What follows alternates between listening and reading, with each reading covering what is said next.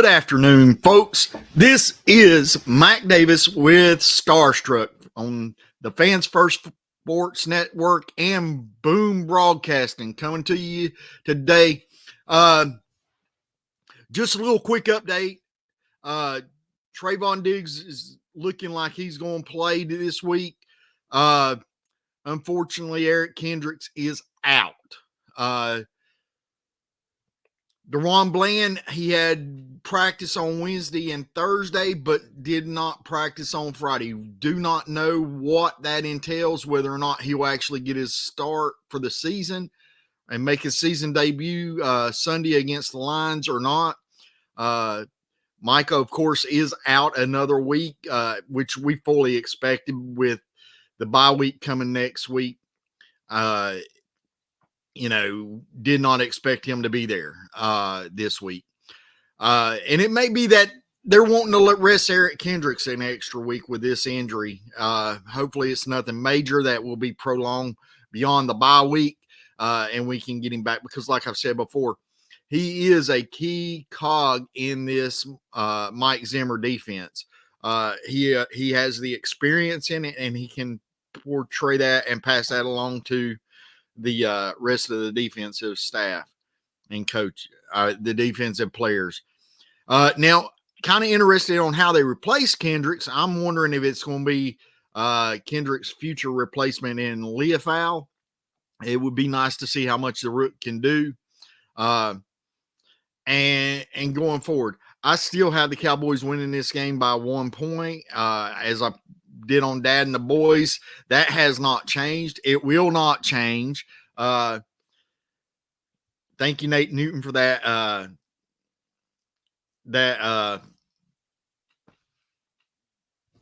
guidance, because you always pick the Dallas Cowboys by 1, and that's all they have to win by. If they win by 1, we're good. You can win. You can have a point differential of 17 and only win by 1 point each week and be undefeated. That's the key. Just win the game, whether it be by 1, by 3, by 10, by 20. Win the game. That is the whole goal in the process.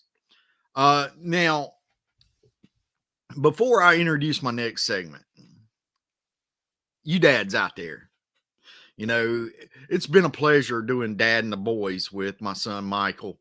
And if you've got a kid, you're lucky to be a dad. If you got multiple kids, you'll run into this. Each kid is special in their own way, and you love each one of them, or you should. You should be there for them. And I've got 3 kids. I got Michael, his younger brother, Hunter, and my daughter, Madison. Love them all 3. I tell them, like I end the show here, they're born second to none and has no equals, in the words of the American Dream, Dusty Rhodes. Because to me, they're equal on a playing level on their own rights. But I love them in different ways. I mean, each one of them has their uniqueness. And I enjoy spending time with them. One of the biggest proponents of doing this show and the other shows is that someday, Michael keeps these and stuff. Some days, hey, I realize, I tell my wife and my kids, that there is more days in the rear view mirror than they are in the windshield. And unfortunately, you get to that point in life as we age. And this is a avenue that they can potentially go back and rewatch some days, and feel like they've got Dad there. But when I'm going on to meet my maker. And so it's kind of special in that way. I try to do the best that I can for you folks. And I love talking about the Cowboys. They're my favorite team. I wear a shirt that says God, family, and Cowboys. And it's pretty much in that order. I do love my Harley Davidson, but, my Dallas Cowboys, they've always take precedence on things. I very seldom even tape delay a game, but I don't miss a game. Period. Whether it be by tape delay or or watching it live, either in person or on TV, I don't miss a game. And so, I mean, since of course we've gotten this new technology where you've got streaming the cloud and you've got DVR and you've got VCRs and stuff like that, and more multiple access NFL Sunday Ticket. The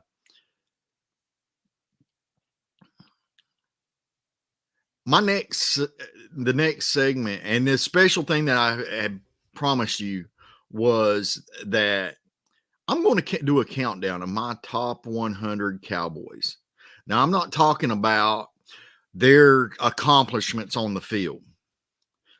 I'm not talking about their star-studded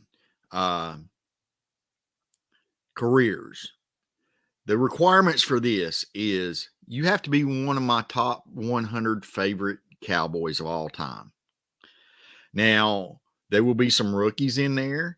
There will be some current players and there'll be some past players. The fortunate thing for those who are still playing the game in Dallas is you have the potential to move up in the top 100. The sad fact is, if you are a retired player, you may have a potential to move down or even out of the 100. And just, I request that, if you're listening to this and it kind of prompts your idea of how do I rank these guys? How do I rank my top 100 or top 10 Cowboys of all time? Shoot it up in the comments, put it in, send us a message on X, Des Bryant. You got my X, former Twitter, handle there on the bottom. So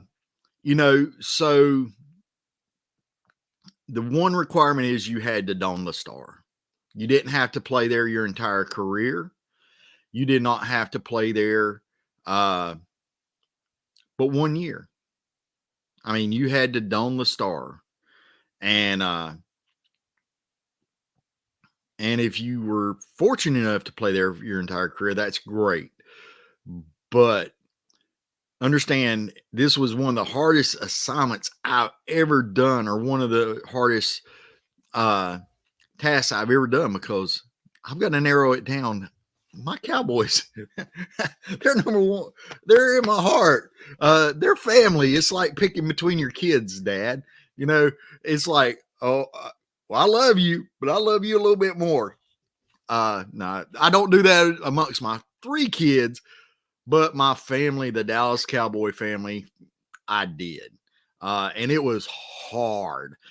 I don't think I left anybody or skipped anybody, going, but it's going to be interesting.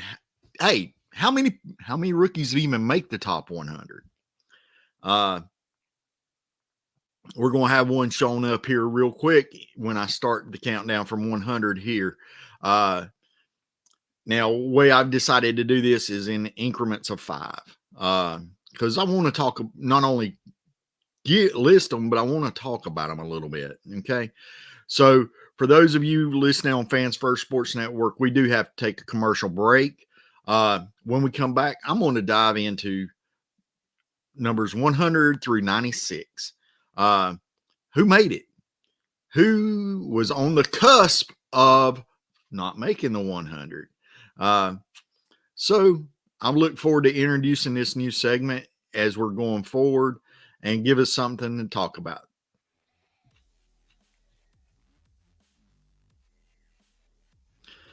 Good afternoon, folks. Good. If you're joining us on Fans First Sports Network or Boom Broadcasting, thank you for allowing us to come into your homes, your cell phones, whatever device you're watching us on or listening. And we're going to kick off a new segment on Starstruck, and that is Mack's Top 100. This is not based on their career accomplishments. This is not based on their stats, winning percentage, anything like that. This, or if they're in the Hall of Fame or if they're in the Ring of Honor. This is just my top 100 favorite Cowboys. Okay. All you have to do is wear the star for a year, and it could be 1 year, and you qualify to make the list.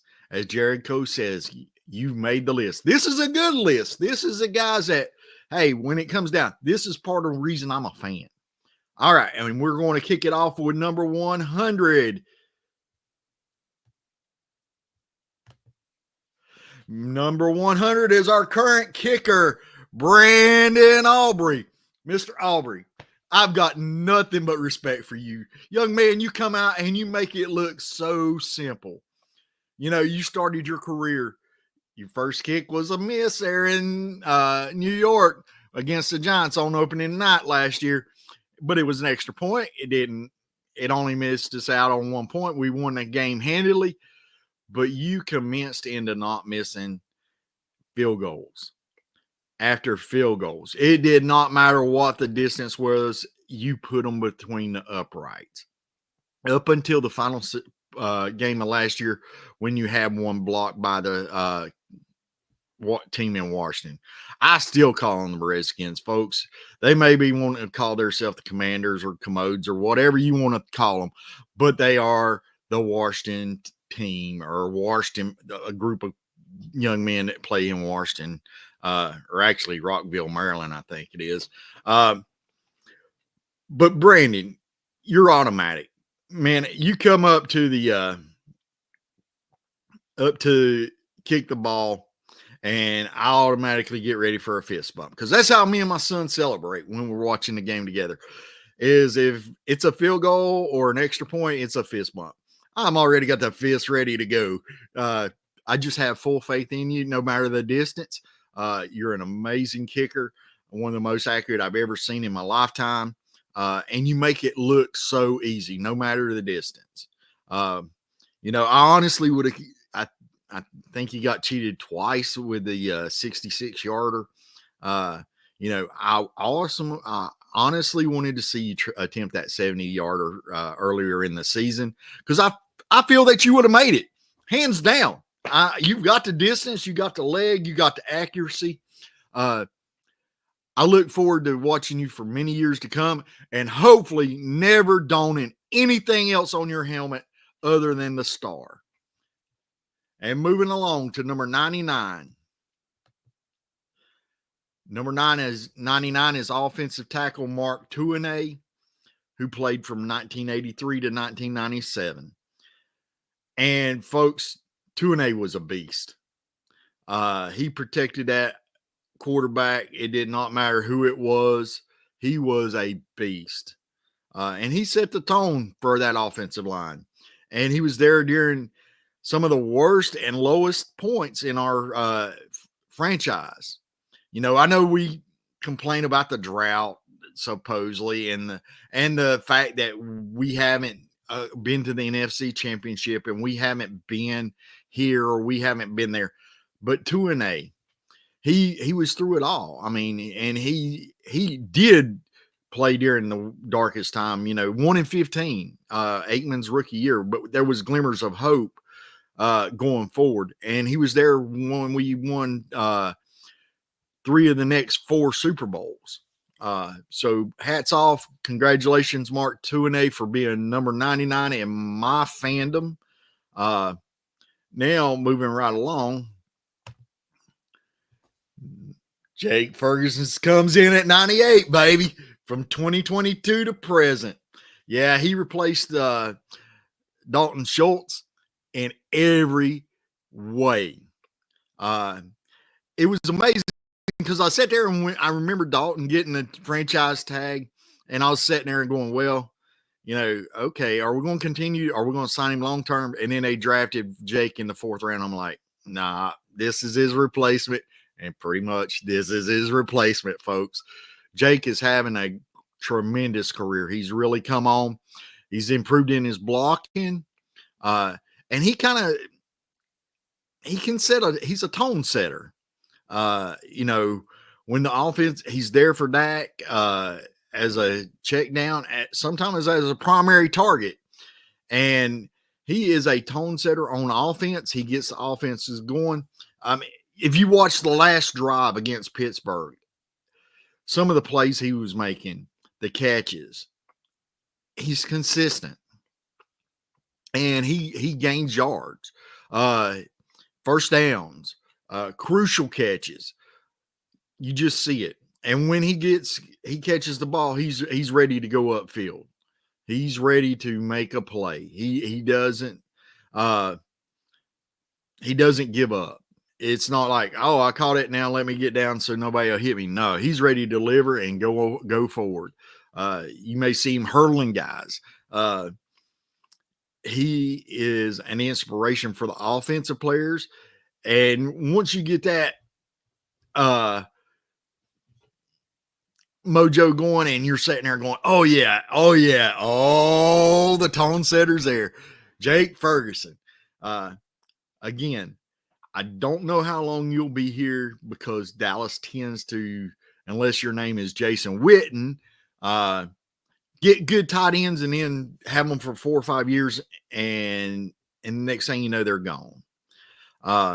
Unfortunately, that's part of the salary cap problem. But you know, Jake Ferguson, even Travis Kelce, one of the game's best tight ends in right now, has said that you have the potential to be on that level, and I fully believe that. You know, I look forward to you moving up on this list along with Mr. Aubrey in the future. But just stay a Cowboy. And moving to number 97, another tight end, Jay Salty. What an awesome dude. What an awesome player. I don't know if a lot of you younger folks might not be familiar with his work, but he was the Jake Ferguson and Jason Witten of his day. That's how good he was. And I just loved watching number 87 catch the ball and play. Amazing. Can't say anything but grit. Fought for every yard, for every catch. And I was fortunate enough as a young man to watch you play. Tight end's one of my favorite positions on a football field because they don't get all the glory unless, of course, you're Travis Kelce and you're dating what is her name? God, I don't even know. That tells you how much I love her music. But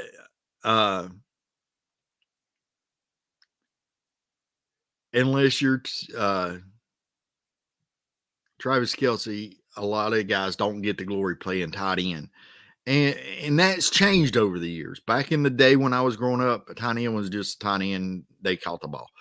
Wide receivers were the prima donnas, and they were the ones getting all the headlines, all the accolades. And the tight end just went about and blocked and did his job and caught a few passes here and there. Jay Salty played that role perfectly. Now, as we're getting ready and we're approaching the final few moments of the show, I want to introduce you to number 96. Some of you may not be familiar with him. Some of them may take and go, wait a minute, really? How?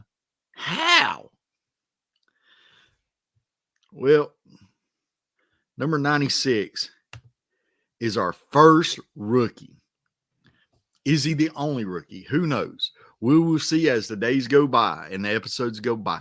But number 96, Mr. Cooper Beebe, our starting center, who won the job in preseason. It was amazing because I honestly did not expect him to win because the staff is really high on Brock Hoffman. But Cooper left no doubt. He is the starting center, and he's starting his career really great. Dallas has a long tradition of really good centers, whether it be Andre Gerard, Mark Stepnoski, Ray Donaldson, uh, Travis Frederick, um, even kid that went to Washington. See, that's what happens, folks.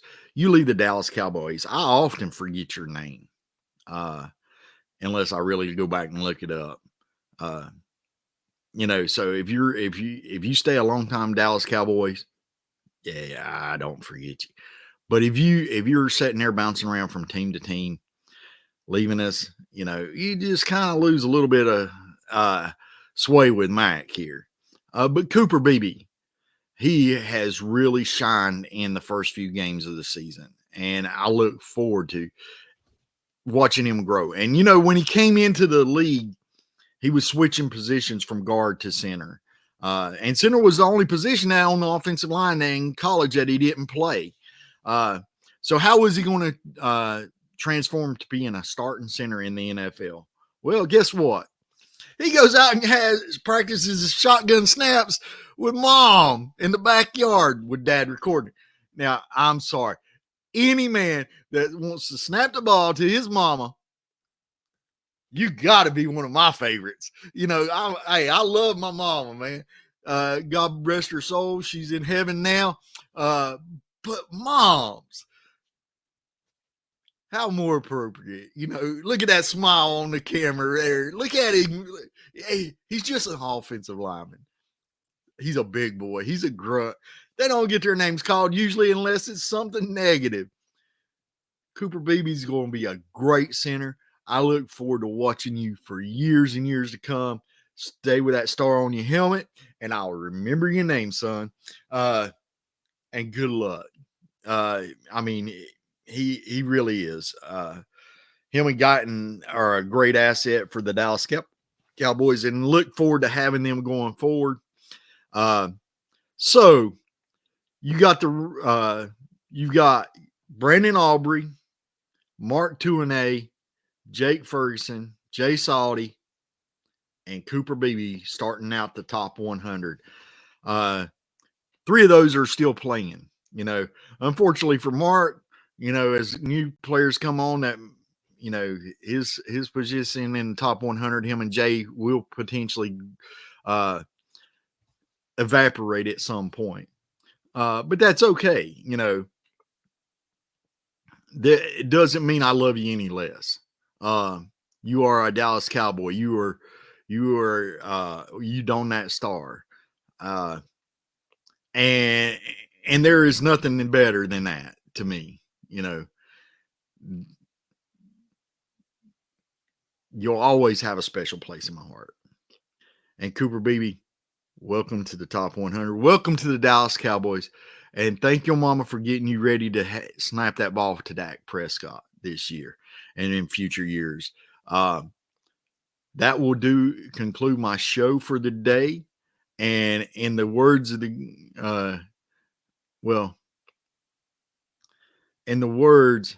the American dream, a little bit of editing on Mack's part, the Dallas Cowboys, second to none and has no equals.